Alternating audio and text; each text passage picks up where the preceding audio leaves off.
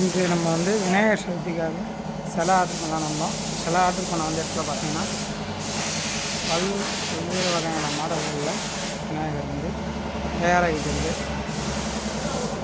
பார்க்குற அனைவரும் சப்ஸ்கிரைப் பண்ணுங்கள், கமெண்ட் பண்ணுங்கள். சிலை பார்த்தீங்கன்னா ஒரு அடி இப்போ போகிற இடத்துல பார்த்தீங்கன்னா சொல்லிட்டு இருந்தாங்க. தூரம் பார்த்தீங்கன்னா 2100 சொன்னார். ஃபைனலாக 1900னா ஓகேன்னு சொல்லியிருக்காங்க.